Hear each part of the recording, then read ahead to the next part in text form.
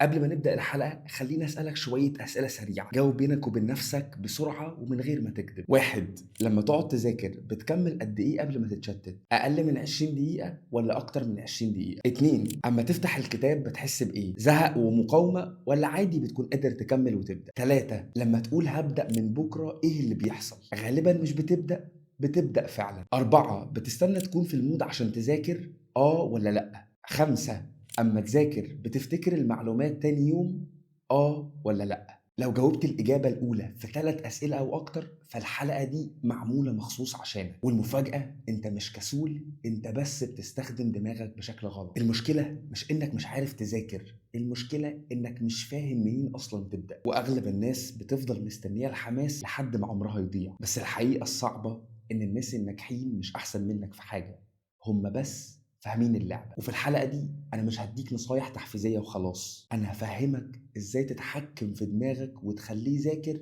حتى لو هو مش عايز. هاخدك خطوة بخطوة من شخص بيتشتت بعد 10 دقايق لشخص قادر يذاكر بالساعات من غير ما يزهق. وكل ده من دراسات علمية موثوقة من علم النفس السلوكي وعلم الأعصاب. ولو فضلت معايا للآخر هتاخد سيستم يخليك تذاكر حتى لو أسوأ يوم في حياتك.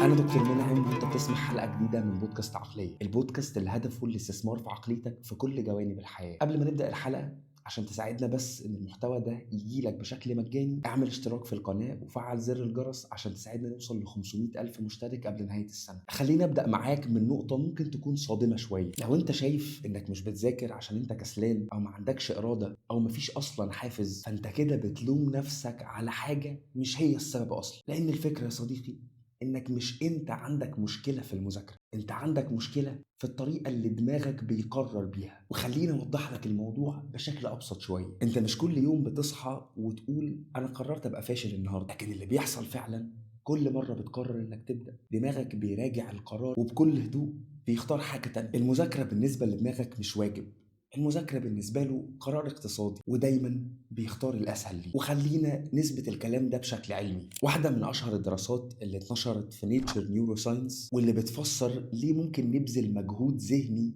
أو نرفضه، الباحثين جابوا مجموعة من المشتركين وطلبوا منهم يعملوا مجموعة من المهام بدرجات صعوبة ذهنية مختلفة، مهام فيها تركيز عالي أو مهام بيتحدوا فيها ضغط الوقت. وأثناء ده كانوا بيقيسوا النشاط بتاع المخ عن طريق الMRI عشان يشوفوا ايه اللي بيحصل جوه المخ لحظة اتخاذ القرار. وكانوا مركزين على منطقة اسمها ACC. المنطقة دي كأنها بتشتغل زي الآلة الحاسبة، بتحسب التكلفة الذهنية اللي هتبذلها الدماغ عشان تعمل المهمة. اكتشفوا يا صديقي إن ال ACC ده مش بس بيشوف المهمة سهلة أو صعبة، ده بيحسب تكلفة المجهود وقيمة النتيجة واحتمالية أصلا إن المجهود ده يؤدي النتيجة في الآخر ولا لأ. ولو الدماغ حس إن المجهود كبير بس التأثير ضعيف أو بعيد، بيقرر على طول إنه ينسحب. وده اللي بيحصل لما تيجي تذاكر المادة تقيلة وانت مش شايف نتيجة فورية والامتحان بعد كام شهر، فتلقائيا دماغك بيقول لك مش مستاهلة يا عم نتعب دلوقتي. ونستنتج من ده ان دماغك في الاساس مش بيكسل طول الوقت، ولكنه بيحاول يكون ذكي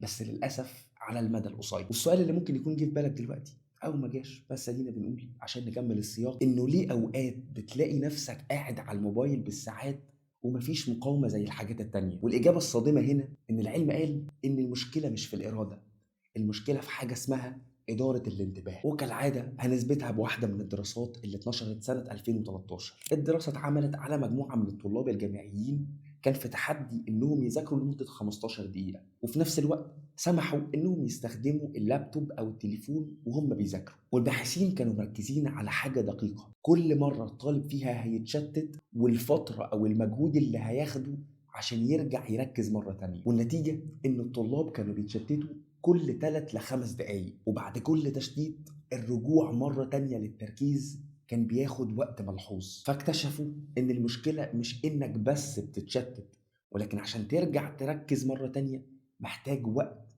ومجهود. بس المشاركين كانوا بيبدلوا بالمهام مختلفة، والتركيز كان على السرعة والأخطاء. كان كل مرة المشاركين بيبدلوا فيها ما بين المهام كان المخ بياخد وقت وطاقة عشان يرجع يركز في المهمة الجديدة. ما بالك لو حاجة ترفيهية زي السوشيال ميديا؟ ففي كل مرة انت بتمسك فيها الموبايل انت في واقع الأمر مش بتاخد بريك، انت بتعيد تشغيل دماغك من الاول. واحد يجي يقول لي طب انا مش هبدل، بس انا لما بقعد اركز على حاجه بحس ان انا فعلا بقيت تعبان او مجهد ومش قادر اكمل التركيز ده لفتره طويله وانا بذاكر. اقول له ان التفسير ده اتنشر في دراسه من سنين طويله، والدراسه كانت بتقيس حاجه اسمها الحمل المعرفي. بس انت محتاج تفهم ان الذاكره العامله جوه دماغك محدوده جدا، مش عامله زي الهارد، دي زي رامه صغيره جدا جدا. والدراسه بتقول ان في 3 عوامل بيأثروا على العمليه دي: صعوبه الماده، التشتيت، والتعلم الحقيقي. والثلاثه دول بيأثروا على الحمل اللي بيخليك تركز وانت بتعمل المهمه بتاعتك. فلو انت بتذاكر ماده صعبه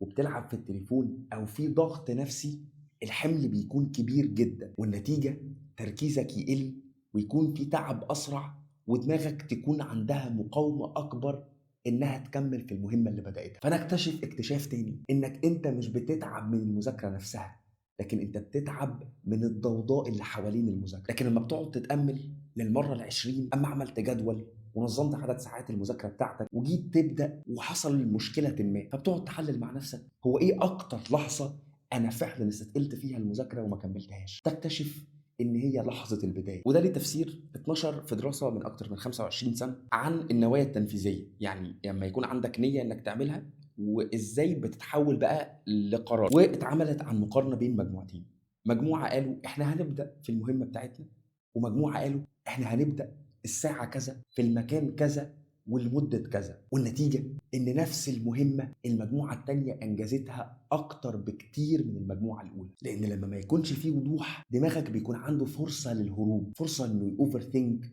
ويقول طب ما ممكن اسوف، ممكن اخر، لانه زي ما قلت لك بيحاول يستسكى دايما وما يبذلش مجهود. فتفهم ان كل مره انت بتسيب الموضوع مفتوح، انت بتسيب لدماغك فرصه للهروب. والسؤال دلوقتي: ازاي تلعب اللعبه صح؟ ازاي تخلي دماغك تذاكر حتى لو غصب عنك؟ ازاي تبدا وتكمل حتى لو ما عندكش نفس انك تذاكر؟ الحل مش انك تحارب دماغك، الحل انك تلعب بنفس القوانين اللي اتخلقت بيها دماغك، بس المره دي لصالحك. اهو انت فاكر بقى الجمله الكليشيه اللي كان بيقول لك study smart not hard؟ احنا جايين هنا النهارده في البودكاست عشان نقول لك هو العلم قال ايه يخليك تفكر فعلا بذكاء وانت بتتعامل مع دماغك عشان توصل لاطول فترات ممكنه من المذاكره. وميزه الكلام انه ما اتعملش على حاله فرديه او تجربه انا جربتها او حد من صحابي جربها، ولكن حرفيا اتعمل على آلاف من الطلبة. فكل المعلومات اللي هتتقال انت بكل سهولة تثق فيها وتقدر تطبقها في يوم. واول حل عشان تجبر نفسك على المذاكرة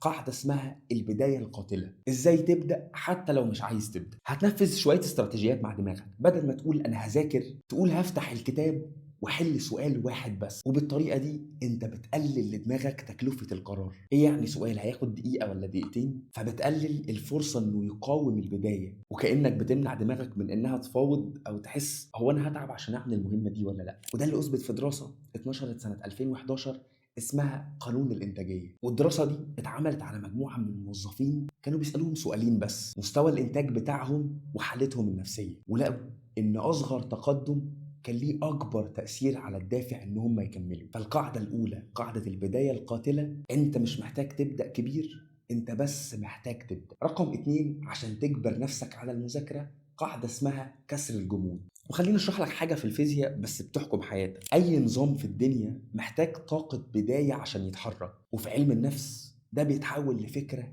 اسمها behavioral activation، تنشيط السلوك. والتطبيق العملي لده يا صديقي ان اول 5 دقايق في كل مهمة بيكون في مقاومة، بتحس انك مش عايز تعمل ده، لكن بعد 10 دقايق المقاومة دي بتقل، بعد 20 دقيقة بتكون وصلت لمرحلة تركيز تسمح لك انك تكمل وتنسى خالص المقاومة. فمشكلتك اللي تركز انك تحلها مش انك مش بتكمل، انك اصلا مش بتعدي اول 5 دقايق. واما تقلب الآية وتعديهم هتلاقي التركيز بيكتسب واحدة واحدة وبتكمل المهمة بتاعتك. القاعدة رقم 3 عشان تجبر نفسك على المذاكرة انك تلغي التشتيت مش تقاومه. يعني انت من الاساس مش مفروض تحط الموبايل قدامك واول ما يجيلك نوتيفيكيشن تقاوم انك ترد على الرسالة او تشوف ايه اللي حصل. انت مش مفروض تقاوم التشتيت، انت مفروض تمنعه من الاساس. فانت قاعد بتذاكر في مكان ثابت، النوتيفيكيشنز مقفولة والموبايل اصلا مش موجود في الحيز بتاعه. واللي العلم بيثبته دايما ان البيئة بتحدد السلوك اكتر من الاراده. فمره مع مره لو الموبايل قدامك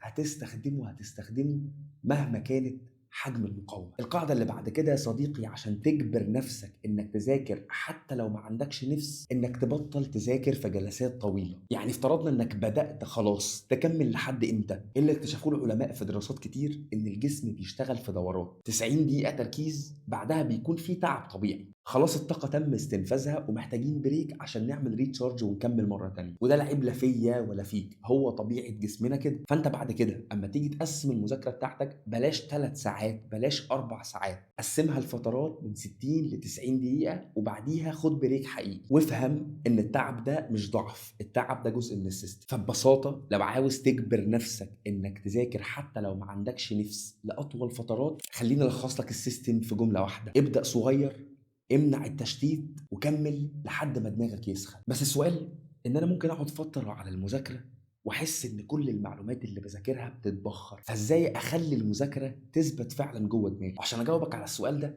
مش ببلاش، لازم انا كمان اسالك سؤال مهم: هو انت لما بتذاكر ازاي؟ بتقرا، بتظلل، بتكرر بصوت عالي؟ طب لو قلت لك ان كل ده تقريبا من اضعف طرق المذاكره. والمشكله هنا مش انك مش بتذاكر، لكن انك بتذاكر بطريقه مريحه مش فعاله. لان كل لما المذاكره بتكون سهله قوي كده، كل ما انت حرفيا مش بتتعلم حاجه. عشان في قاعده موجوده في علم الاعصاب بتقول ان المخ مش بيتعلم بالراحه، المخ بيتعلم لما فعلا يتعب شويه. فالطرق الجايه هي اكتر طرق علميه للمذاكره، حتى لو فيها تعب بس نتيجتها مضمونه. اول طريقه لتثبيت المعلومات في المذاكره هي طريقه الاسترجاع النشط او اكتيف ريكول. الطريقه دي بتعتمد انك تطلع المعلومه من دماغك بدل ما تدخلها بس، وده بيحول المذاكره من عمليه سلبيه لعمليه نشطه بيشارك فيها كل اجزاء المخ. لان كل مره انت بتحاول تفتكر فيها المعلومه بدون مساعده، انت فعليا بتقوي المسارات العصبيه بتاعه المعلومات دي، وبتخلي استرجاعها اسهل بعد كده في المستقبل. فيمكن يصدمك ان اقوى حاجه في المذاكره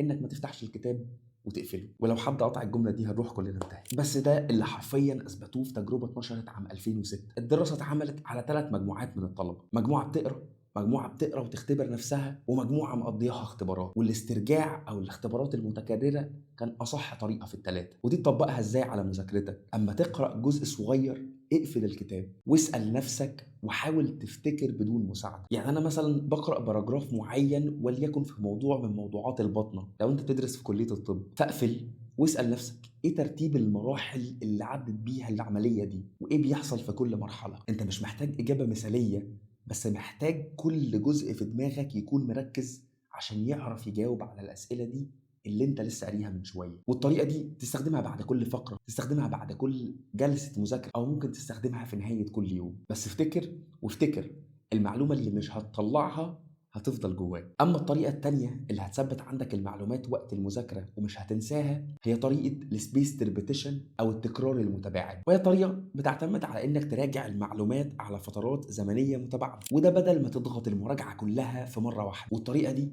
بتخلي المخ يثبت المعلومات كل مرة بشكل أقوى، كأنك بتسيب مساحة للنسيان يحصل بشكل بسيط، بعد كده ترجع تقوي المعلومة مرة تانية، وهكذا لحد ما المعلومة تتثبت في دماغك. وكان في حد من صحابنا بيقول اللي بيراجع صح مش محتاج يذاكر كتير. والطريقة دي حرفيا ممكن تكلفك في مذاكرة كل شابتر 10 دقايق بس. فانت لو ذاكرت الشابتر النهاردة مش محتاج غير انك بكرة تقرأه لمدة 10 دقايق، بعدين تراجعه في اليوم الثالث، بعدين تراجعه مرة تانية بعد اسبوع، وحرفيا المعلومات هتتثبت وبأقل مجهود. ودي تقدر تستخدمها في المواد الطويلة او اللي محتاجة حفظ، او في فترة التجهيز للامتحانات، بحيث ان قبل الامتحانات بشكل مباشر ما بيكونش فيه وقت قوي، فخلاص تكون المعلومات اتثبتت معاك وانت بتراجع. الطريقة الثالثة عشان تثبت فيها المعلومات وقت المذاكره، قبل ما اقولها لك اصدمك بسؤال وجودي: هو احنا بنقوي الذاكره بس هل احنا اصلا بنفهم المعلومات دي؟ الطريقه الثالثه المثبته علميا اسمها طريقه التداخل او المزج بين الموضوعات. هي طريقه قايمه على انك تذاكر اكتر من نوع او موضوع في نفس الوقت بدل ما تركز على موضوع واحد بس. وده بيخلي المخ يتعلم يفرق بين الانماط المختلفه، عشان المزج بيخليك تفكر وتختار طريقه مناسبه لكل سؤال بدل ما تعتمد على نفس النمط طول فتره المذاكره. فلو عندك جزء كبير من ماده محتاج تذاكره، بدل ما تذاكرها كلها على بعضها وتحس مجهودك فيها قل، ممكن تبدا بيها،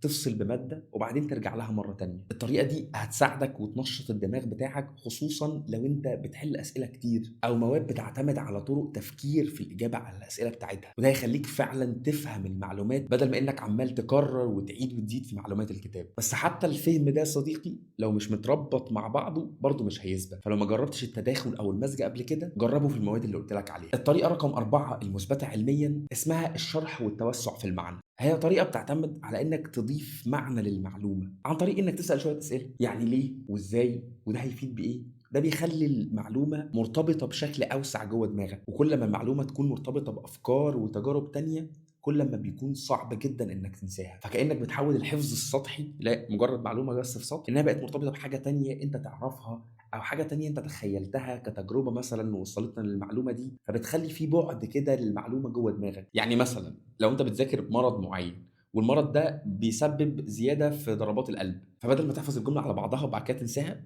لكن الاحسن انك تسال هو ليه اصلا بيؤدي لهذه النتيجه ان هو يزود عدد ضربات القلب. اما تحط البعد ده جوه دماغك بعد كده اما يجي لك السؤال ده في اي لحظه بقى في خلفيه للموضوع او للمعلومه جوه دماغك، فصعب تنساها. ودي هتنفع جدا مع المواد النظريه، المواد اللي هي ملهاش مله دي، بحيث تخليك تقدر تفرق بين المعلومات اللي كلها شبه بعض. الطريقه اللي بعد كده اسمها الترميز المزدوج، ودي طريقه بتعتمد على استخدام اكتر من شكل عشان تمثل المعلومه، زي انك تجمع النصوص والصور والرسومات، وده بيخلي المعلومه تتخزن باكتر من طريقه جوه دماغك، لان المخ بيكون عنده اكتر من مسار جوه دماغك للمعلومه، مره مكتوب مره مرسوم ممكن مره مسموع، فده بيخلي استرجاعها بعد كده اسهل واسرع بكتير. ودي حلوه قوي في المواد المعقده، المعادلات، الباث ويز، الحاجات اللي صعب جدا انك تحفظها، فمره تقراها ومره ترسمها ومره تعمل لها تبسيط، كل ده مع بعضه هيخلي استرجاع المعلومات اسهل. بس الطريقه دي واحده من اكتر الطرق اللي ممكن تثبت عندك الحفظ وقت المذاكره، اسمها طريقه فينمان. والطريقه دي بتعتمد على انك بتشرح المعلومه كانك بتبسطها لحد تاني، وانت بتشرح بيخليك تكتشف الفجوات اللي موجوده في الفهم بتاعك في ساعتها. وكل ما قدرت تشرح المعلومه وتبسطها من غير تعقيد ده دليل انك فعلا فاهمها بعمق. فبعد المذاكره جرب انك بتتخيل انك بتشرح لطفل، بسط قلل جدا في الكلام من غير اي تعقيد. الفهم الحقيقي حرفيا بيظهر في الشرح. الطريقه اللي بعد كده اسمها الصعوبه المرغوبه، ودي ببساطه فكره ان التعلم بيكون اقوى اما يكون في قدر معين من التحدي، يعني مش سهل جدا ولا صعب جدا، لان الصعوبه لحد معين بتجبر الدماغ انه يشتغل فعلا بعمق. التحديات الصغيره وقت المذاكره بتخلي الموضوع فعلا امتع وتخليك تفهم بعمق والتركيز يبقى عالي جدا، وعشان كده انت لازم تحل اسئله صعبه شويه بعد ما تخلص مذاكره. الطريقه دي هتخلي المعلومات على بعضها تتجمع ودماغك تشتغل باكتر من طريقه عشان تعرف تحل الاسئله الصعبه شويه، وده هيثبت جدا المعلومات. فخليني اقول لك الحقيقه اللي محدش بيقولها لك بصراحه، انت ممكن تذاكر 10 ساعات وتفضل في نفس مكانك، ممكن تذاكر ساعتين بس في اليوم وتسبق ناس كتير. الفرق مش في الوقت، الفرق في نوع المجهود والطريقه اللي بتقضي بيها المذاكره. لو المذاكره ما فيهاش استرجاع، ما فيهاش تحدي، ما فيهاش ربط، يبقى انت مش بتتعلم، انت بس بتمرن عينك على الصفحه. بس خليني اسال نفسي واسالك سؤال صريح، اذا كان كل الطرق دي صح فليه معظم الناس مش بتكمل عليها في المذاكره؟ ليه بعد شويه بتزهق؟ والحقيقه ان المشكله مش في الطريقه بس، المشكله في احساس بيظهر كل مره، احساس بيخليك تقفل الكتاب حتى لو انت ماشي كويس. وخليني اكون صريح معاك في اخر جزء من الحلقه، كل اللي قلناه ممكن يخليك تبدا، ممكن يخليك تذاكر احسن، بس مش هيخليك تلتزم كل يوم، لان ببساطه مفيش حد بيلتزم كل يوم. حتى الناس اللي انت شايفها ماشيه مظبوط وزي الروبوتات مش بتلتزم كل يوم، بيعدي عليهم ايام مش منتجين، ايام مش مركزين، ايام بيهربوا وبيسوفوا. بس الفارق انك انت مش شايف الايام دي، انت دايما بتقارن اسوأ ايام ليك بافضل ايام ليهم، ولازم دلوقتي يكون في كسر الوهم المثاليه اللي انت رسمه جوه دماغك. احنا متربيين على فكره خطيره قوي، يا اما تكون بيرفكت ومثالي يا اما تكون فاشل. هبدا من بكره بدايه قويه قوي، هذاكر 8 ساعات مفيش يوم هيضيع، ومع اول خلل بسيط، يوم ضاع، ساعتين وقعوا، مزاجك حتى وقع، كل حاجة بتنهار. والمشكلة مش ان يومك ده ولا الكام ساعة دول باظوا، المشكلة انك حولت يوم وحش لسلسلة من الايام الوحشة، يوم بايظ لسلسلة من الايام البايظة. وفي سنة 2016 جم مجموعة من العلماء ودرسوا تأثير الظاهرة دي، والدراسة مش بس كانت على الطلبة، الدراسة كانت على مجموعة من الرياضيين ومجموعة من الناس اللي بيأدوا خدمتهم العسكرية ومجموعة من الطلاب اللي بيدرسوا في مدارس صعبة، واللي اكتشفوه إنه مش اللي كان بيكمل الأذكى أو أكتر واحد كان متحمس، لكن اللي بيكمل رغم إنه وقع قبل كده. فالجريت والعزيمة والحماس مش معناها إنك تفضل طول الوقت ضاغط نفسك، لكن إنك عندك القدرة انك تقوم بعد ما تقع. الاستمرارية مش زي ما هي مرسومة انك عمرك ما في يوم تقع، لكن انك بسرعة تقوم بعد ما تقع او تبوظ في يوم من الايام. وكلنا عدينا باليوم الوحش، واصعب تحدي بيقابلك في المذاكرة هو اليوم الوحش اللي دماغك فيه تقيلة، مفيش تركيز، كل حاجة صعبة، فكرة المذاكرة مرهقة أكتر من الأول، اليوم أنت حرفيا مش طايق نفسك فيه، وده اللي معظم الناس بتقرر وبتقول أنا مش قادر. وفي الحقيقة هو ده اليوم اللي بيحدد مستقبلك، مش اليوم الحلو. الأيام اللي بتقاوم فيها نفسك هي الأيام اللي بتبنيك. طب تعمل إيه في اليوم ده؟ أكبر غلط إنك تفتكر إنك سوبر هيرو. بدل من كده صغر الهدف جدا وخليه شبه مستحيل إنك ترفضه. صفحة واحدة، فيديو واحد، سؤال واحد، حتى لو 10 دقايق بس في اليوم. انت وقتها مش بتحاول تذاكر، انت وقتها بتحاول بس تحافظ على السلسلة. اليوم الوحش اللي مش طايقه ده مش لازم يبقى اكتر يوم منتج، لكن لازم ما يكونش يوم صفري. ومع الوقت هيحصل تغيير اهم من كل ده، هو تغيير في الهويه، انك مع نفسك بقيت انسان منضبط. بدل ما انا بحاول اذاكر، بعد شويه بقيت انا بذاكر، بعد شويه بقيت انا انسان ملتزم. والفكره مش بس في عدد الساعات، لكن في الصوره اللي انت شايف نفسك بيها. اللي بيحدد مستقبلك يا صديقي مش احسن يوم ليك، لكن اسوأ يوم انت رفضت فيه انك تستسلم. وبناء على كل اللي عديناه، لو عاوز اقول على افضل روتين لطالب يمشي عليه ويذاكر فيه اكبر عدد ممكن من الساعات، هيكون فيه 5 جوانب رئيسيه. اول حاجه جانب الطاقه، نوم كويس، اكل مظبوط، حركه بسيطه، 7 ل 9 ساعات نوم، مفيش جانك فود، وهتتمشى لو 10 ل 20 دقيقه بس. 2 جانب البيئه، والبيئة هي اللي بتحدد سلوكك مش إرادتك، فلازم مكان مذاكرة ثابت، ديسك نظيف، ومفيش موبايل جنبك. 3 أصعب لحظة هي أول لحظة، فلازم تحط البداية صغيرة جدا دماغك تنفذها من غير أصلا ما تفكر. 5 دقايق بس مذاكرة في بداية اليوم. 4 جانب المذاكرة نفسه، مش مهم تذاكر كتير، بس المهم تذاكر صح. لو انا هستخدم اكتف ريكول، تكرار متباعد، تقنية فينمن كأني بشرح لطفل صغير. 5 الاستمرارية، ده اهم سلاح للانتاجية، وده اهم جانب فيهم كلهم. حتى في اليوم الوحش مش هيطلع صفر، هذاكر فيه ولو حاجة صغيرة بس. خليني اقول لك حاجة، النجاح مش في الايام السهلة، النجاح في الايام الصعبة، الايام اللي انت بتقاوم نفسك فيها. ولو وصلت للحظة دي من الحلقة فانت مش كسلان، انت بس فاهم دماغك غلط. فلو في حاجة هتطلع بيها من الحلقة دي وتاخدها معاك تفضل فاكرها، ان مشكلتك مش انك بتقع، مشكلتك انك بتفضل واقع. لو وصلت النقطة دي من الحلقة فاتمنى تكون استفدت. شير الحلقة مع صحابك عشان الدل على الخير كفاعله، وهتلاقي ملخص مكتوب للحلقة في مجتمعات عقلية، تلاقيها من اللينكات اللي موجودة في وصف هذا الفيديو. ما تنساش تعمل اشتراك وتفعل زر الجرس عشان تشوف الحلقات الجاية، وحتى نلتقي في حلقة أخرى. أتركك في رعاية الله وأمنه.